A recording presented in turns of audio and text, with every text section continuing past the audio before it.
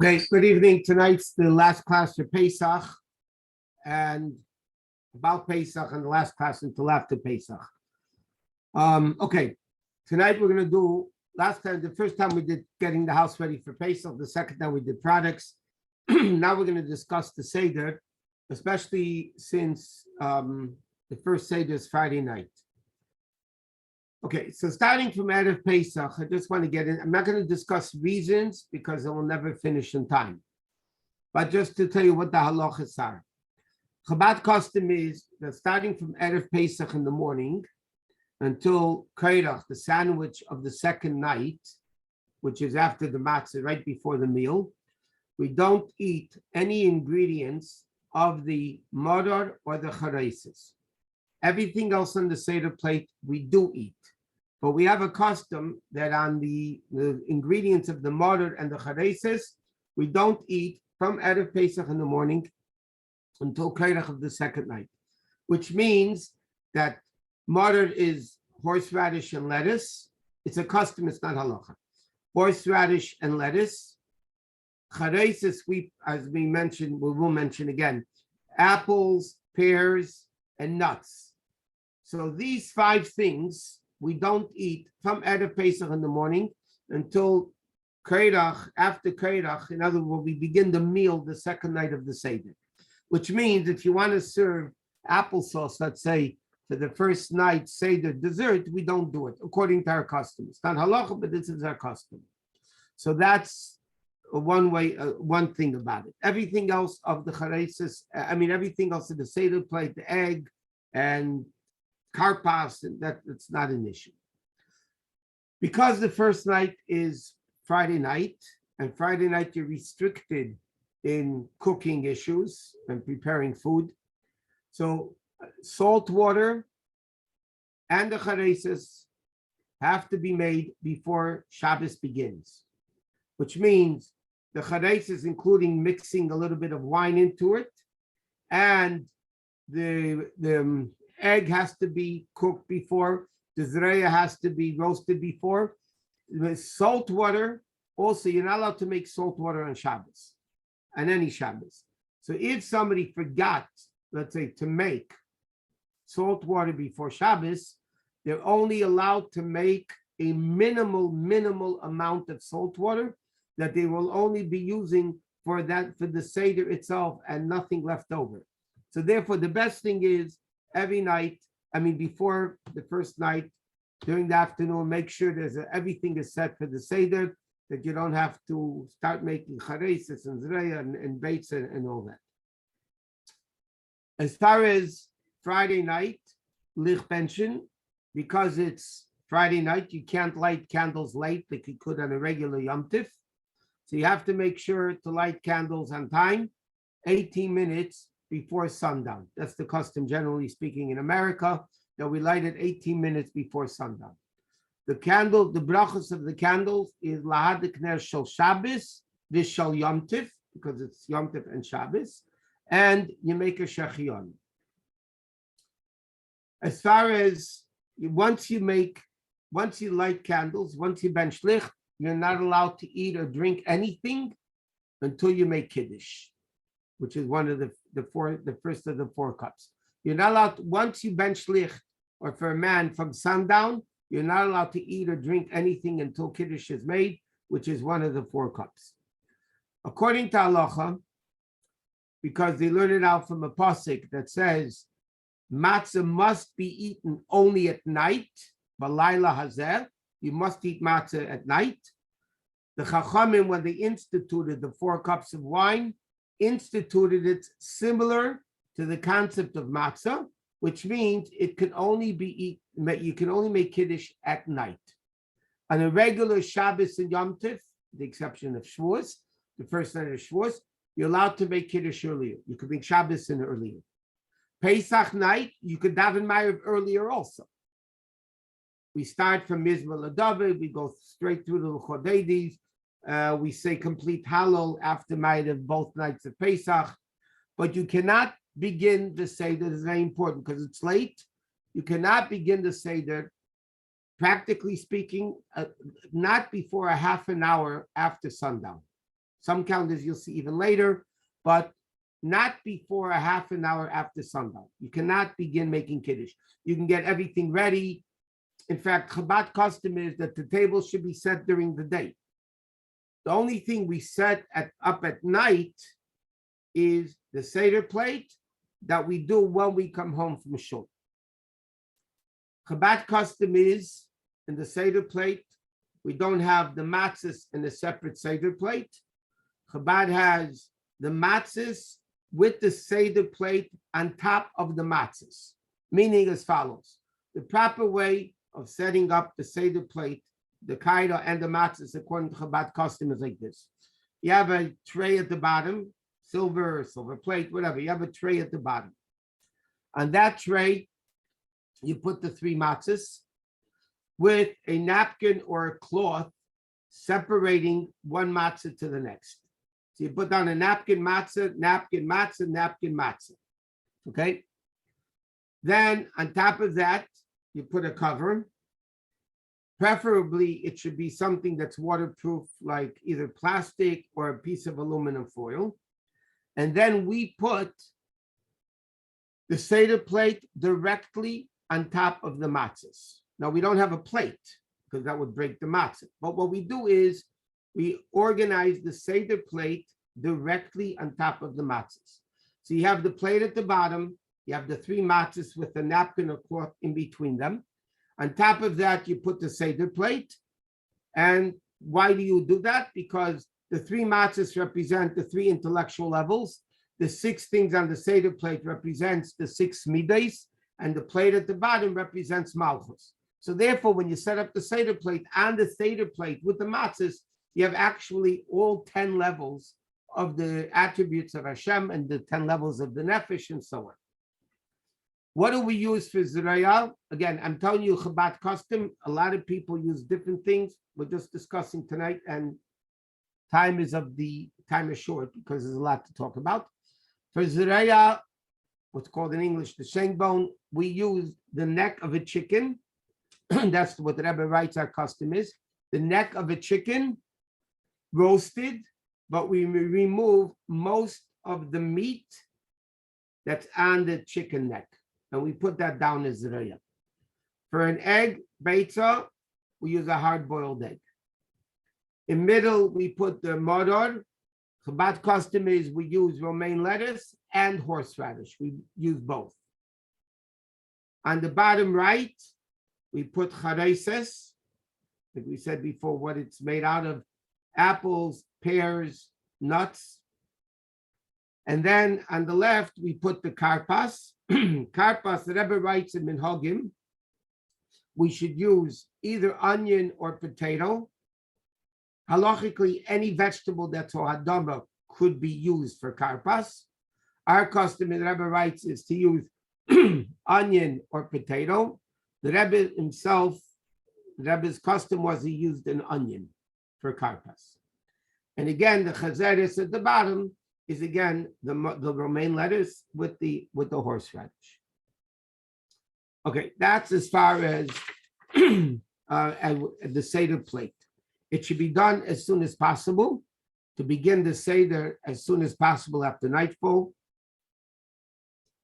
Shulchan Aruch, it says because the kids should stay up, and in today's world, to say probably that the adults should stay up. Because the adults fall asleep probably quicker than the kids. Okay, so now you're ready to make Kiddush.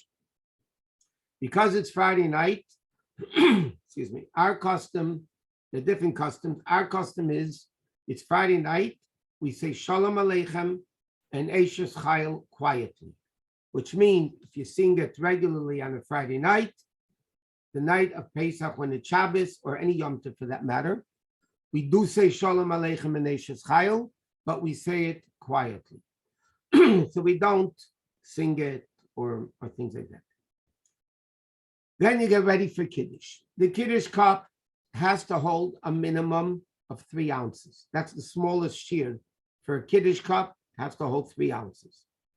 It's better to have a smaller cup and drink all of it than a larger cup that you can't drink all of it. So now you fill up the cup to the top. Ideally, wine should be used. Preferably red wine should be used. If not, you can use white wine if you like white wine better. It's preferable wine over grape juice. If somebody cannot drink all of wine, they should mix it with grape juice. If they can't mix it with grape juice, it's also no good. They can use plain grape juice. If somebody, for whatever reason it is, cannot use grape juice or wine, as I said this evening in a previous class, call your competent Orthodox rabbi and he will guide you what you can use instead of wine or grape juice. But ideally, wine or grape juice is the preferred way of doing the Kiddush on the night of Pesach. Now, normally, on a regular Friday night, the head of the household makes Kiddush. Everybody listens to the Kiddush. They say Amen, and then they take from Kiddush. They don't take from Kiddush. Halachically, as long as that the person who made Kiddush drinks the wine, everybody fulfilled their obligation of Kiddush. That's not going to work on the night of Pesach, because on the night of Pesach, everybody has to drink the 4 cups of wine. So the different ways you could do it. Just the most practical way is everybody before Kiddush fills up their cup to the top. It has to be a full cup. You can't fill it 3/4. It has to be a full cup. For kids, you can fill it 3/4. But I'm thinking over Bar and Bat Mitzvah, you need to have a full cup of wine to the top. Our custom is even to spill over a little bit. The head of the household makes Kiddush. When he finishes Kiddush and he sits down to drink, and the men recline by Kiddush and women don't, so then everybody sits down and they drink their own cup of wine. If other men want to make their own Kiddush, fine. If women want to make their own Kiddush, they could also do it. They can listen to the head of the husband. I'm going to call it the husband, meaning the head of the house. You can either listen to him and just listen to the Kiddush and answer Amen, it's like you said it. If you want to say it yourself, you would be allowed to make your own Kiddush. But if a woman is making her own Kiddush, she cannot say Shachionu at the Kiddush because she already said it at candlelighting. So the best thing is listen to the husband's Kiddush, answer Amen. The way we paskin, they can even answer Amen on the Shachionu of the husband, and then everybody sits down and drinks the wine. Now, according to halacha, you have to drink the wine. You cannot sip wine. If you sip wine, it's questionable if you're fulfilling your obligation. Ideally, the whole cup of wine should be drunk in one gulp. Okay? If not, it has to be done within a very short period of time, that you drink the majority of the cup. Or normally it's more than half the cup, but you have to really drink more than half of the vias. So the best thing is to have a 3-ounce cup and drink either all of it or at least more than half of the cup. That is Kaddish. Men recline, women don't recline. Students in the presence of the Rebbe do not recline unless if he gives them permission. Children, sons in the presence of the parents, the custom is they do recline because we assume that he gives them permission. After Kaddish is Orchatz.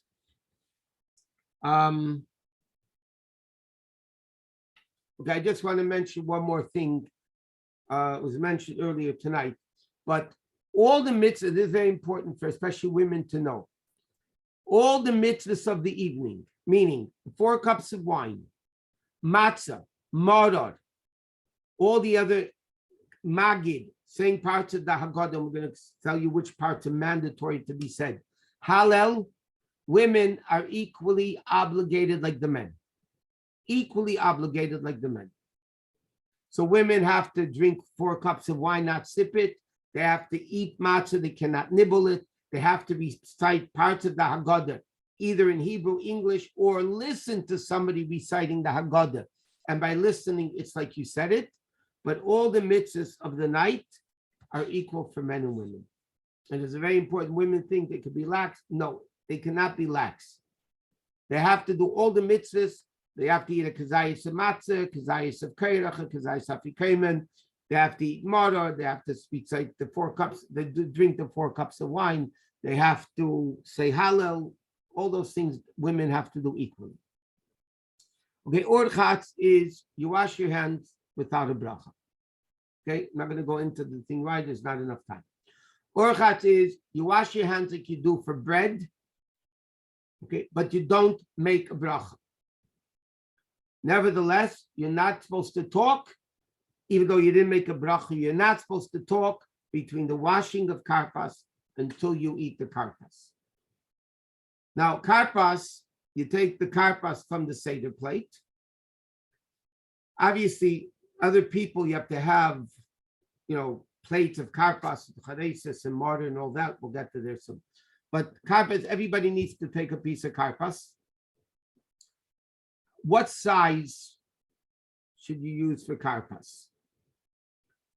So without, again, getting into the whole thing, you have to eat less than a kazayas. You have to eat less than an ounce of karpas. When you make the bracha beri priho adama on the karpas, you have in mind that this ho'adama is also going for the maror and the maror of the sandwich, of the kreidach. But you eat less than the kazayas. So you take a small piece of karpas, you dip it into the salt water. Our custom is to dip it 3 times. You dip it 3 times into the salt water.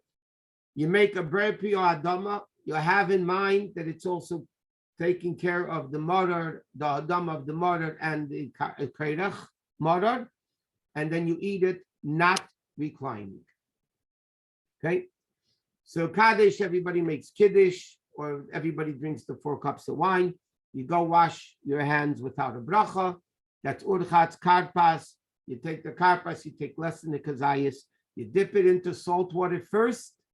Then you make a bracha. And then you have in mind the maror and the kreidach. And then you eat it not reclining like the majority of opinions. And that's our custom also. After you have karpas, you go to yachatz. Yachatz means you break the middle matzah. You break the middle matzah in half. You take the big, you can't break it in half. You break it into 2. That would be correct English. You break it into 2. You take the larger piece, and you shouldn't break it 3/4 and 1/4. You really should break it, try to keep it half as much as possible. You take the bigger piece of matzah. Our custom is you break it into 5 pieces and you put it away for the afikomen.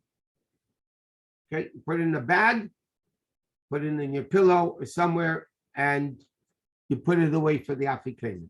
Why do you take the larger piece? Because the afikomen is a very important mitzvah. So you take it, you break it into 5 pieces. There's a story with the Rebbe Rashab that once it happened, it broke into 6 pieces. The Rebbe Rashab put 1 piece away, he didn't use it, and he only put away 5 pieces for the afikomen. In Chabad, the custom is not, many places, there's a minig, based on the expression of the Gemara Chaytfen, the Tideikis Chaytfen, that they grab the matzah, the afikomen. In Chabad, and that what basically the purpose of that custom is, you want to keep the kids up, because kids, the mitzvah of the night is for the kids. So how do you keep the kids up? They steal the afikomen officially, and they don't give it back to you until you need it at the afikomen at the end of the meal, and then you promise them a reward or whatever. But the Chabad, the Rebbe, even though it happened once by the Rebbe Marash, but the Rebbe writes, our minig is the kids don't steal the afikomen. Why not? And this shows how careful the Rebbe was in things of education. You don't teach kids to steal and to get a reward for it. So therefore, the Rebbe writes, the kids don't steal the afikomen. What you could do is, instead of them stealing it, you officially hide the afikomen and they find the afikomen. Instead of them stealing it, they're finding it, and then they're not being educated to steal and to get rewarded for it. The other piece of matzah you leave in between the 2 matzahs. After you have yachatz, then you pour the second cup of wine. You say hilach ma'anya, then you pour the second cup of wine, and then the kids say manishtana. Now, in Chabad, the custom is the kids or the youngest says manishtana, and our custom is that the adults, all the adults, men and women, repeat the manishtana, so to speak, quietly, not officially loud, but quieter, because as the Rebbe writes in the Haggadah, we are God's children, and we're asking Hashem, our Father in heaven, manishtana laila zeh, why is this night different?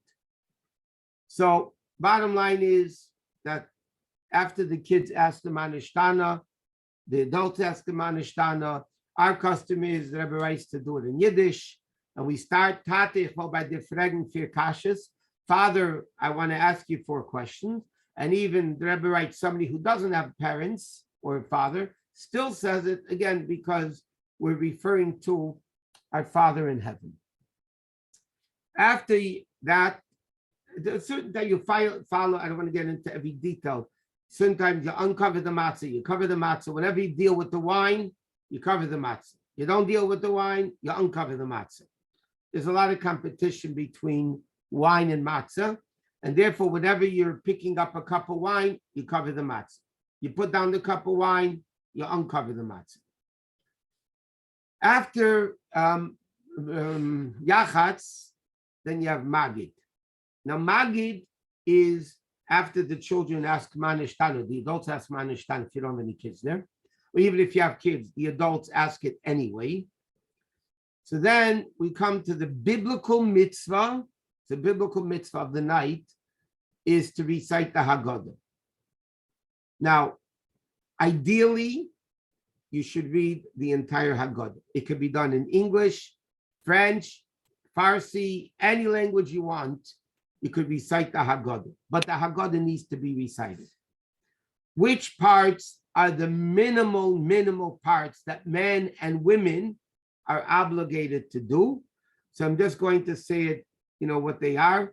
From Avodim Ayinu through Harezem Meshubach. Then you have Metchila Eved Aved Zara until the end of Arami Eved Avi. Then you have the 3 things Rabbi Gamliel said: Pesach, Matzah, Maror, B'chol Dar Vadar, and straight through to the second cup of wine. In including that, women have an obligation also to say Hallel at the Seder. So there's a bunch of Haggadah. Contrary to public belief, as we mentioned many times, Dayenu is wonderful. Everybody knows Dayenu, but Dayenu halachically is not one of the most important parts of the Haggadah. The most important parts of the Haggadah is Avodah Meyinu, like we said, Metchila Eved Aved Zara, the Rabbi Gamliel's Pesach Matzah Maror, and B'chol Dar Vadar until through the second cup of wine. When you finish the Haggadah, it's preferable to discuss it and elaborate on the Haggadah. When you finish the Haggadah, you drink the second cup of wine. You make a berpi al gafen, and again, you drink the second cup of wine. In middle of Magid, you have the 10 plagues.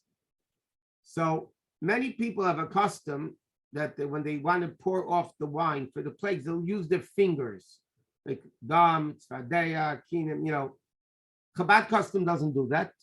The reason why they do it, by the way, is because about the plagues, it says Etzba Elokimhi, it's the finger of God. So therefore they do it, the plagues, with the fingers.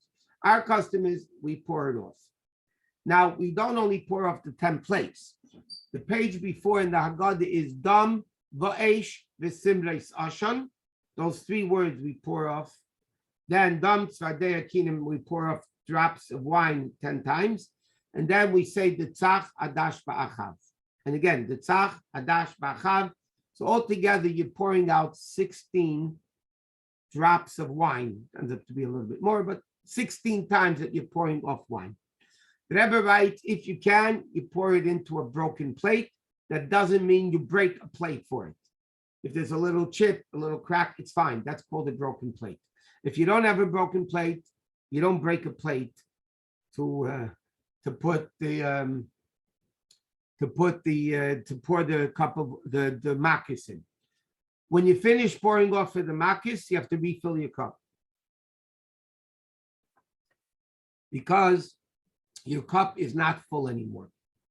You poured it off, so you need to refill all the cups. After you finish the Haggadah, you drink the second cup of wine.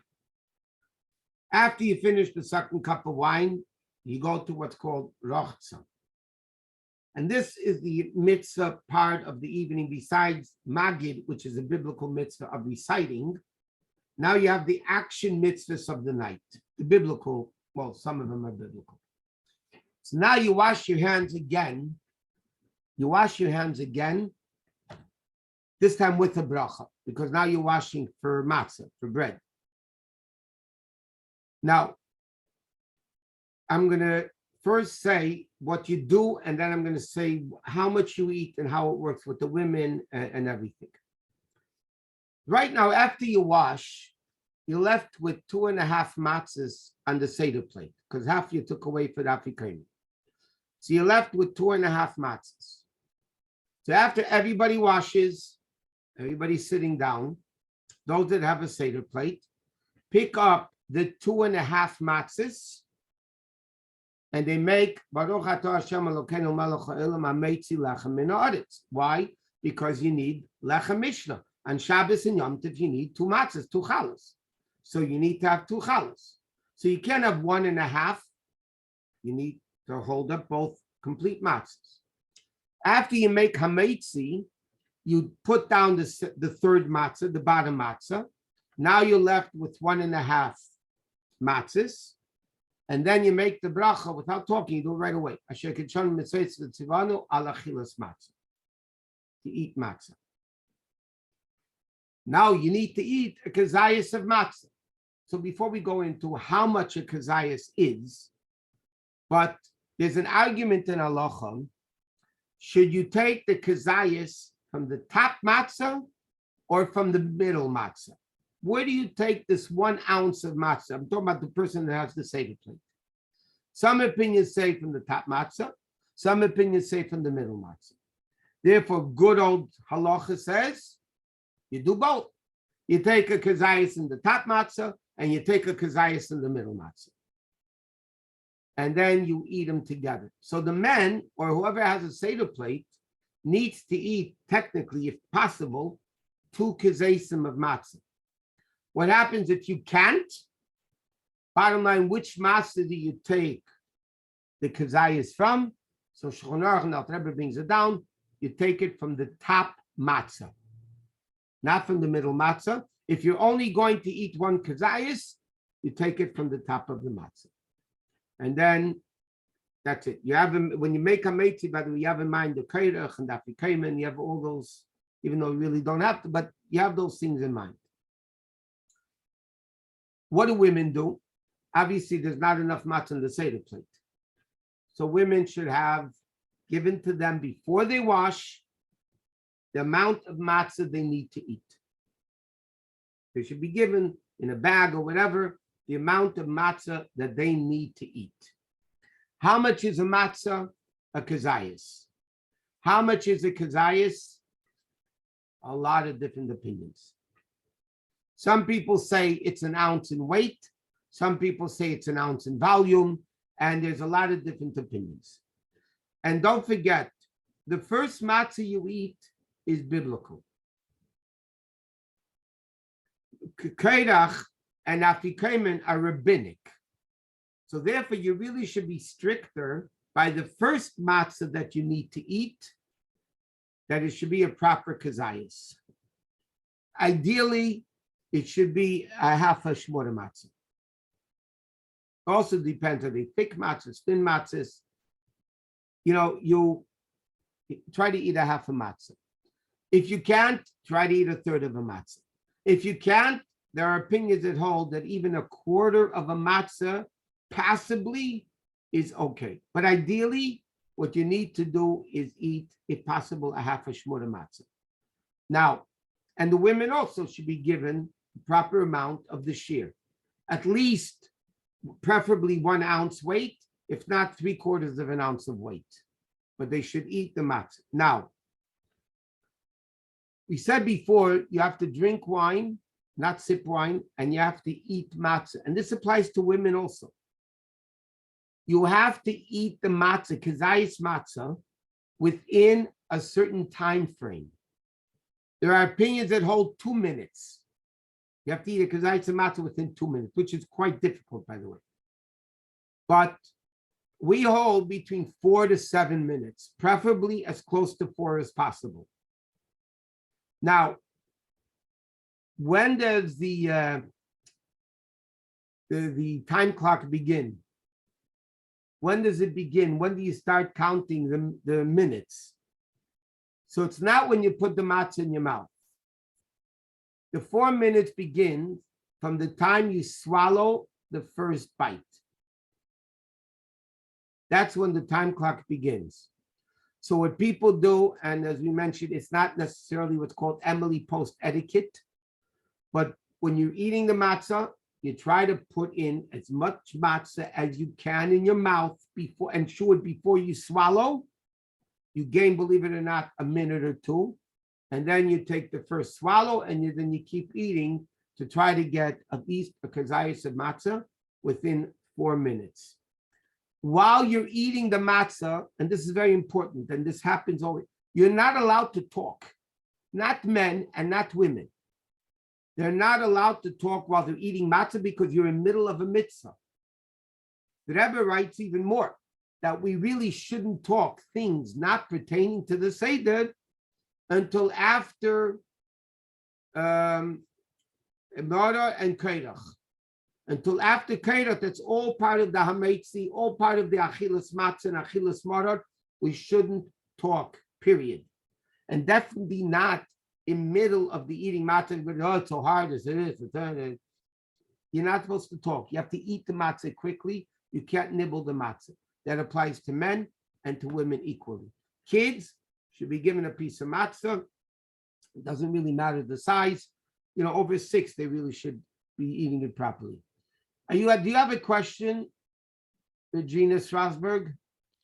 Yes, my question was, you mentioned that to women you should be giving the allotted amount of matzah, but doesn't everybody have their own Seder plates? Women usually don't have their own Seder plate. Uh-huh. So really, it's interesting. By the Sfardim, only one Seder plate per table, only the head of the household. Our custom, most Ashkenazi customs and our customs is all the men have their own Seder plates. The women do not have their own Seder plates. So for hosting couples, for example, and the woman needs to eat the karpas, that she just takes from the table, like in the middle? From the table, I said that before, the mother, the karpas, yeah, they just take it from the table. Okay. And the matzah take from the bag or from the box, wherever the matzah is coming in.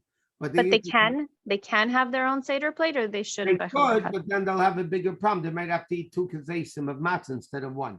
Right. Okay. Thank you. But the custom, the accepted, I'm not talking about in the world of women's freedom and women's live, but generally speaking, women don't have their own kaidas. It never was a tradition in Yiddishkeit. Now, obviously, if a woman is living alone and she's doing her own Seder, yeah, she needs a Seder plate, but not when they're in a group of people. Okay, so after matzah, so you have to eat mardar. What's mardar? Mardar, again, we use romaine lettuce and horseradish. The size of a leaf, if you're using romaine lettuce, the size of a kazayas is a piece 8 by 10. It's not that big. 8 inches by 10 inches. If you're using the stalk of the romaine lettuce, which is thicker, then 3 by 5 is enough. But if you're using a leaf, it should be, you don't have to measure it, but approximately 8 by 10. If you're using horseradish, then you can combine both together to make a kazayas. So basically for mardar, because it's rabbinic, you need 3/4 of an ounce. Okay, for matzah, which is biblical, you need an ounce, the first one. For mardar, 3/4 of an ounce of mardar together with the horseradish is, good to go, and the yotze the mitzvah. Now, what do you do with the mardar? The mardar, you don't make a hadama because you made a hadama on the karpas. So what you do is you dip the maror into charesis with a little bit of wine in it. You dip it 3 times, and you make the bracha asher kidshanu b'mitzvayis v'tzivanu ala chilas maror. And again, it's a rabbinic mitzvah. In biblical times, when they had the Paschal lamb, maror was also biblical. Nowadays, if there's no carbon Pesach, maror is only rabbinic. So you dip the maror before you make the bracha. You dip the maror in the charesis with a little bit of wine in it 3 times. You make the bracha shekichan b'sveitzav v'tzvanu ala chilas maror, and you eat the maror not reclined. That applies to men and women. Kairach, what comes after that, is the sandwich, the Hillel, the first combo sandwich, which is invented by Hillel. You have matzah and maror in the times of the carbon Pesach, by the way. According to Hillel, it was the first, actually literally, combo sandwich. In the time of Hillel, they had a slice of the carbon Pesach, the maror and the matzah. There was a sandwich, actually, matzah and maror, and the carbon Pesach. Today, we don't have the carbon Pesach. So, what we have today with just the maror, again, you take a kazayas of maror, put a little bit of, our customers, dry charesis, because we're very careful not getting the matzah wet. You put some dry charesis on the maror, we shake it off even. You make the bracha ala chilas. Again, and then we don't even dip it this time. The first time maror, you dip the maror into charesis 3 times.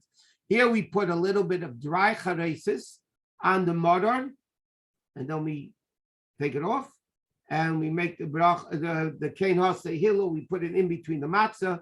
We make sure in Chabad that the lettuce is really 100% dry, because we don't want to get the matzah wet. And then, we say kein hasa hillel, and we eat the kairach reclining. Now, again, women don't recline, but they need to eat kairach 3/4 of an ounce of matzah or a little less, plus a kazayas of maror, and they have the sandwich. After kairach, we have what's called shulchan aruch, the meal. Now, I want to mention a few things. I didn't mention it earlier because I wanted to mention it when the meal is. The 2 nights of Pesach, it's forbidden to eat roasted meat or chicken. You can have roasted fish. You can't have roasted meat or chicken. And Shulchan Aruch says there's something called, in Hebrew, it's called sli kedar. Sli kedar literally means a pot roast. What is the definition of a pot roast? You take the piece of meat, put it into a pan, and you bake it or without any liquid. A pot roast is not allowed to be eaten. If there's no liquid in the pot roast, it's just cooking in it, baking in its own juice. You're not allowed to eat it both nights of Pesach. As long as you add a little bit of wine, a little bit of liquid, a little bit of juice, whatever you put into the recipe, that's not my business. As long as you put in a little bit of liquid, it's fine. It's not called a pot roast anymore. But you can't have a barbecue meat for the Seder. You can have barbecue meat the first day Yom Tov, not Shabbos, because you can't barbecue on Shabbos. But the second day Yom Tov this year, you can have a barbecue if you do it halachically correct. If you have a Pesach Dika grill, during the day, you're allowed to eat roasted meat. Both nights of Pesach, you are not allowed to eat roasted meat. And that includes a pot roast, which means that there's no liquid whatsoever in the meat. So our custom is to begin Shulchan Aruch, to begin the meal with eating the hard-boiled egg. Hard-boiled egg dipped into salt water. Again, the Rebbe used to dip it 3 times into the salt water, and we eat the hard, you don't want to eat the whole egg, eat part of the egg. Our custom is to begin the meal with eating the hard-boiled egg. Then you have the meal, whatever you make. But again, our custom is, and again, it's not halacha, it's Chabad custom and other people. We don't have horseradish by the Seder. We don't serve applesauce by the Seder. You don't put apples into your salad if that's what you want to do. until the end of this Kiddush of the second Seder, we don't use any ingredients. You don't serve a salad with lettuce in it, especially not romaine lettuce, because that's what we use for Madar. And, just eat whatever you want. While you're eating the meal, by the way, halachically, you could drink more wine during the meal. You can add more wine during the meal. It's interesting, when the Rebbe did it, he didn't say l'chaim on the wine during the meal. And the Rebbe wants to explain because he doesn't want to give any credence that it should be considered an extra cup of wine. So he just drank wine, but he didn't make something special out of the wine that you drink during the meal. But between the second cup and the third cup, meaning during the meal, you're allowed to drink wine if you want. In our circles, we're extremely careful not to get the matzah wet, as we mentioned. A practical way of keeping the matzah dry is you put matzah into plastic bags. And then even if water falls on it, the matzah is not going to get wet. That's just practical recommendation of how to keep the matzah dry, that it shouldn't get wet. At the end of how much matzah is a kazayis, I mentioned before, preferably a half a matzah, if not a third, if not, even if somebody must, they can't have it. If somebody can't eat, I'm going to say it again. If somebody can't eat matzah or minimal, they need to call it off before Yom Tif, and don't wait for the last days. Before you call as early as you can, and the Rav will guide you how to eat the matzah. There's biblical matzah, there's rabbinic matzah. The Rav will guide you. Many people are gluten-free, many people can't eat wheat, many people have allergies. There's a lot of issues there. So people should just call it off and find out what they could do. If they can't have wine or grapes, as we mentioned before, you call it off and find out, what exactly you should be using, what you could use, and so on and so forth. Okay, now you have to leave room at the end of the meal for the afikomen, because you have to eat another kazayis of matzah. Our custom, the Rebbe writes, if possible, is to eat 2 kazesim of matzah again. Why 2 kazesim? One in remembrance of the Paschal lamb, and one corresponding with the matzah eaten with the Paschal lamb. So in other words, if men who have the Seder plate eat, and they want to do it properly, you eat 2 kazesim by Meitzi Matzah, 1 kazayis by Kiddush, and 2 kazesim for the afikomen, which means 5. Women have to eat 1, 1, and 1. They don't need to eat 5 at all. They can have 1, 1, and 1. 1 for Meitzi Matzah, 1 for Kiddush, and 1 for the afikomen. Now, after you finish eating, you pour the 3rd cup of wine. Now, there's a whole question, when do you pour Kais Shel Eliyahu? If you look in the Agada, it says you pour the cup of Eliyahu after benching. But the Rebbe, in the later years, and this became our minig now, the Rebbe used to pour Eliyahu Navi's cup before benching. Okay? So he would pour so you fill up your cup and the cup Shel Eliyahu, and then the head of the household, or everybody for that matter, except the women usually don't do it. They hold the cup in their hand like you do during benching when you have a mezuman, when you bench over a cup of wine. In the benching, you need to add ritzei and yalav yavim, because if you forget it, you have to repeat the benching. So you say you bench. When you finish benching, you sit down. You're sitting down anyway, and you drink the 3rd cup of wine reclining. Women drink the 3rd cup of wine not reclining, but you need to drink at least more than half the cup, preferable the whole cup. Then you come to the last part of the Seder that's called Halo Nirtza. Now, normally like the second night of Pesach this year, because it's during the week, not Friday night. So Friday night this year, you don't take a candle. You go to the door, you open the door, officially to let Eliyahu Navi come, even though that's not necessarily the reason for it. But you open the door, you say Shrei Chamoscha, and then when the people finish, they come back, and then you continue saying Hallel the other half of Halo Leilanu until the end of the Haggadah. The second night, because it's not Shabbos anymore, where you're allowed to move candles. So then you take the candles, you go to the door, you open the door, and you say Shrei Chamoscha, and then you come back to the seats, and then you continue reciting the Haggadah, the Hallel. Now that Hallel, as we mentioned before, women are also obligated to say it. It doesn't have to be in Hebrew. It could be in any language they have to understand. Or if they want to just listen word by word to the one reading it, but that's a little bit more difficult.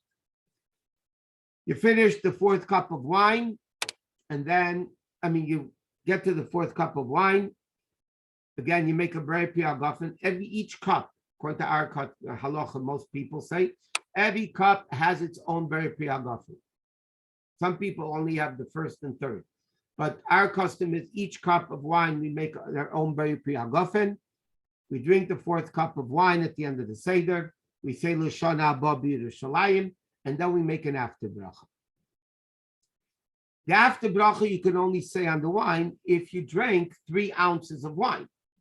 But if you only drink a little bit more than half of 3 ounces, you can't make an after bracha because you didn't drink enough. So therefore, it says the best thing is for everybody to drink the full cup of wine and the fourth cup, and then you make an after bracha. Then we say L'Shana Haba B'Yerushalayim, and then the Rebbe writes our customs with the Rebbeim used to. That's what everybody does. They pour Keis Shel Eliyahu back into the bottle while everybody sings Keli Ata Ve'ideka. Now, as far as that night is concerned, you're not allowed to eat, or preferably, no, you're not allowed to eat or drink anything after the Afikomen. In halacha, it says you could drink water. Why don't we eat or drink anything after the Afikomen? To show how much we love the mitzvah of Afikomen, we want to go to sleep with the taste of our matzah in our mouth. We don't want any other taste in the mouth. Chabad custom is we don't even drink water. Nothing. We don't eat or drink. And halachically, you could drink water. Our custom is we don't eat or drink anything after the Afikomen. I want to go back a little bit, and this is important, especially if you have guests. During the recital of the Haggadah, because you already made Kiddush, you're allowed to have water on the table. During the Haggadah, if people want to take a drink, they're allowed to take a drink. And they do not make a shahakol on the water or whatever you're drinking because they made already Brei Pri Hagafen on the wine that covers all drinks.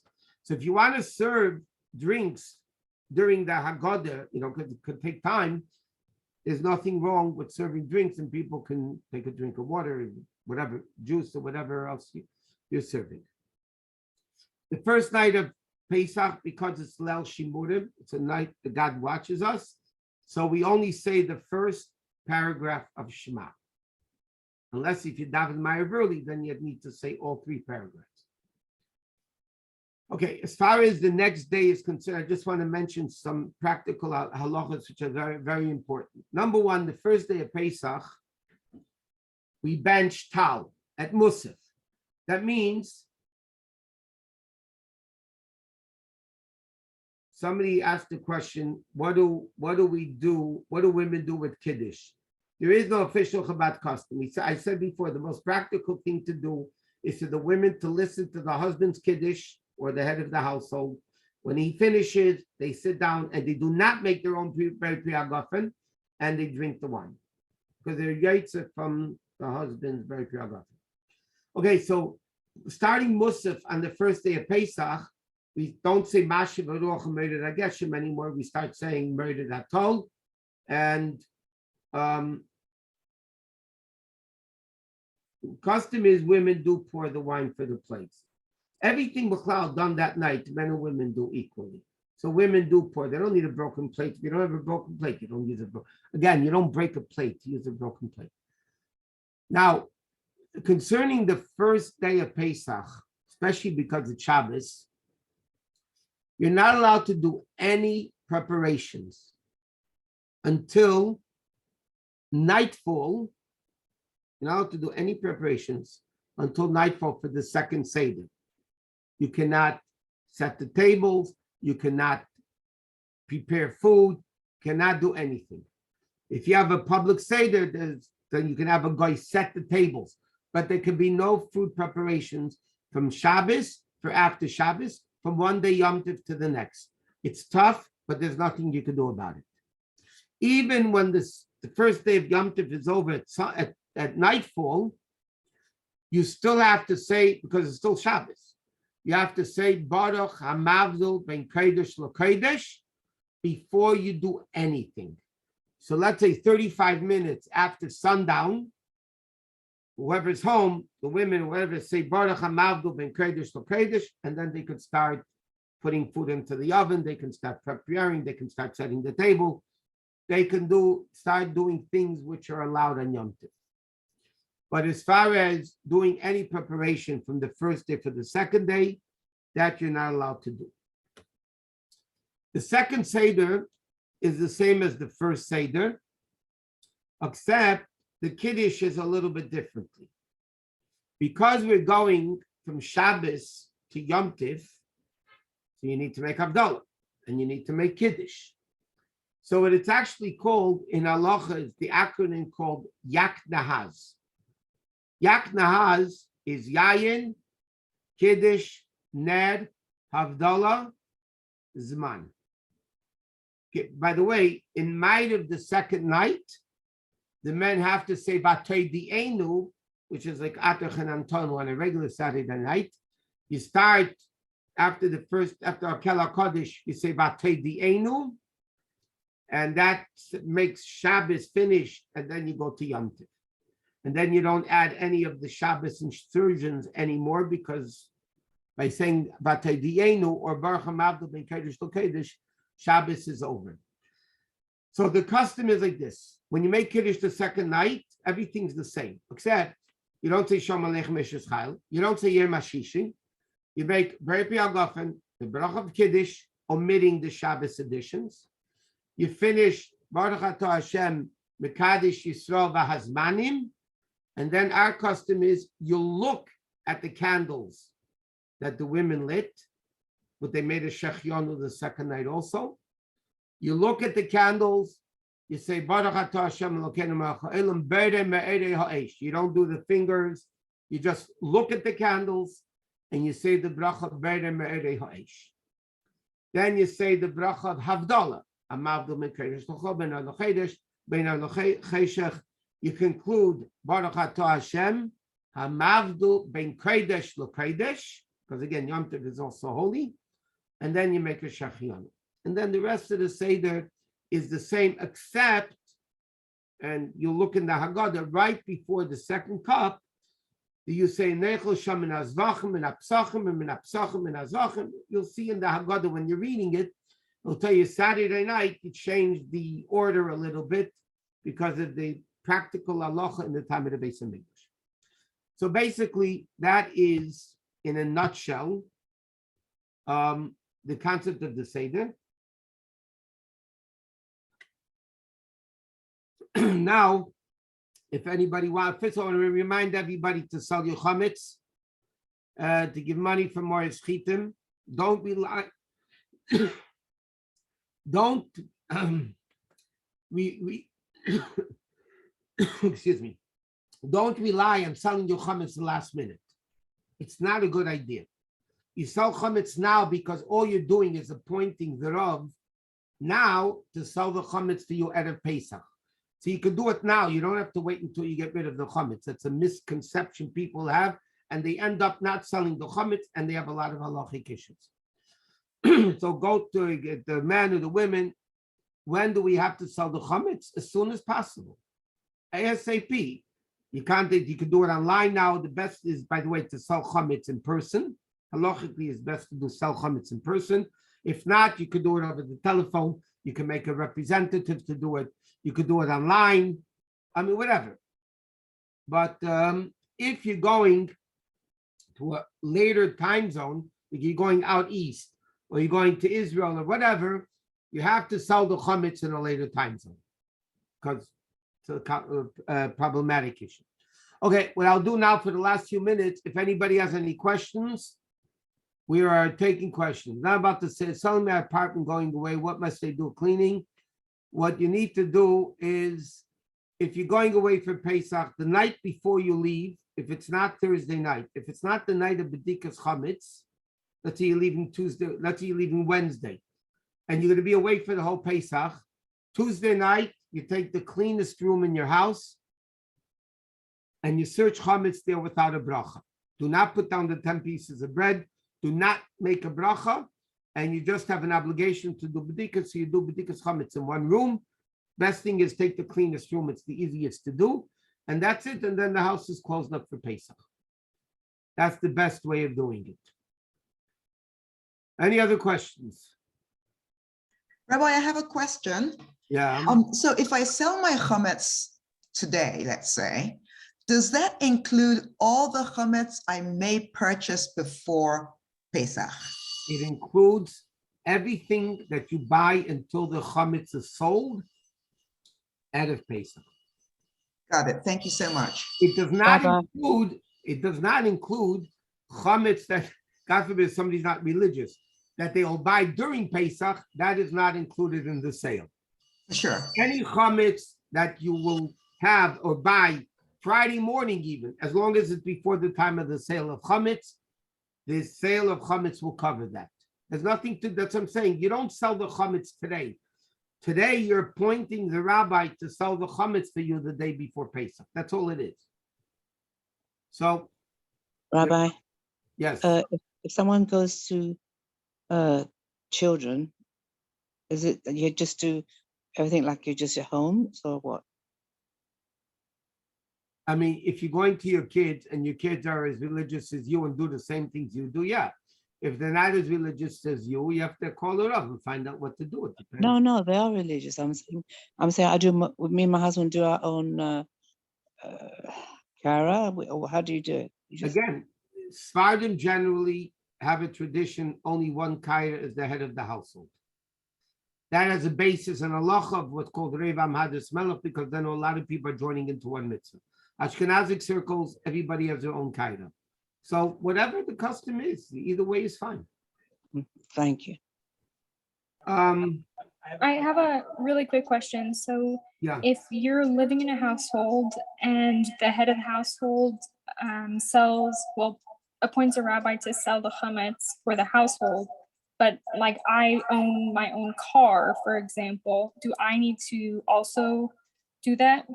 No, because it's covered by the head of the household chametz. You do have to search for chametz in your car. Okay. If you eat in your car, then you have to do the night of b'dikas chametz or before. You have to take a flashlight and search your car, in between the seats, in the floor, in the trunk, wherever, and make sure there's no chametz. Okay, thank you. But selling it, unless if you own your own chametz, that's a different story. Rabbi, Yes. if you're saying for Sephardic halacha, the head of household can do one afikoman for everyone, but if you're saying everyone should eat at least half of a matzah, it's not enough to go around. So what do you? Right, that's what I'm saying. You can't take it only from the Seder plate. You have to take it from the box of matzah or, a different source. Years ago, by the way, just for the record, years ago, in Talmudical times, the matzahs that they baked were massive. They were like very big matzahs. Then you had enough for everybody at the table. But today's matzahs is barely enough for the person whose Seder plate it is. So You can use shvarim, right? What? You can use shvarim to add to the. Once they listen to the husband, the head of the house making lechem mishnah, they don't need their own two matzahs. So from the box, the bag, whatever, then you do it, the way that from the box. You just eat a third of a matzah, half a matzah if possible. At least for the first one, which is the biblical matzah. Thank you. Okay, it's 9 o'clock already. Any other questions before we call it a night? Kasher and granite. Kasher and granite, we spoke in the first class. Go and look into the first class. Anyway, okay. So everybody have kasher and Pesach? Amir Hashem, the Monday night after Pesach, we're going back to Parsha Monday night, hopefully 8 o'clock.